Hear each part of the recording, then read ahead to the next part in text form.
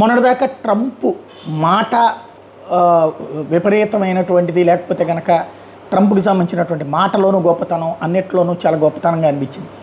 అధికారంలోకి వచ్చిన తర్వాత కన్స్ట్రక్టివ్గా లేకపోవడం అన్నటువంటి దానివల్ల అంతర్జాతీయంగా మాత్రం మైనస్ వచ్చింది. సొంత దేశంలో మాత్రం 70-80% మంది అతను చేస్తున్న దానికి మద్దతు ఇస్తున్నటువంటిది అయితే ఉంది. బట్ అంతర్జాతీయంగా మాత్రం కోపం ఉంటుంది. ఎందుకంటే అంతర్జాతీయంగా అందరినీ ప్రపంచ దేశాలని సంతృప్తిపరచాలనుకోలేదు.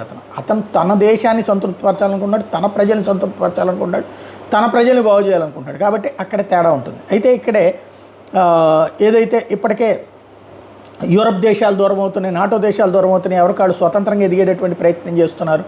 ఇవన్నీ ఒక ఎత్తు అయితే ఐక్యరాజ్య సమితి అనుబంధ విభాగాలు దూరం అవుతున్నటువంటి పరిస్థితి, చివరికి భారతదేశం లాంటి దాంతో కూడా చిరాకు తెప్పించుకుంటున్నటువంటి పరిస్థితి, చివరికి ఒంటరోడు అవుతాడేమో తెలియదు. ఇదంతా ఒక ఎత్తు అయితే ఇప్పుడు ఇరాన్ సుప్రీం లీడర్ అయతొల్లా ఖొమైనీకి ఒక ప్రపోజల్ పెట్టాడు ట్రంప్. ఏమని?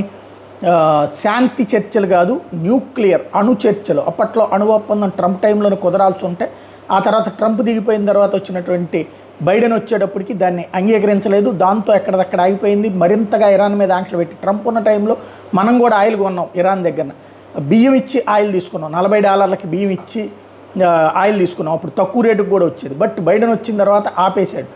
ఇప్పుడు మళ్ళీ న్యూక్లియర్ చర్చలు, అణు చర్చలు, అణు నిరాయుధీకరణ చర్చలు. అంటే ఇరాన్ అణ్వస్త్రాలు మేము తయారు చేయమని రాసియాలి, రాసిస్తే కనుక ఆంక్షలు ఎత్తేస్తామన్నటువంటి పాయింట్ని మరొకసారి ట్రంప్ చెప్తే ఈ దఫా అట్టండి ఇచ్చే ప్రసక్తి లేదని చెప్తున్నాడు ఖొమైనీ.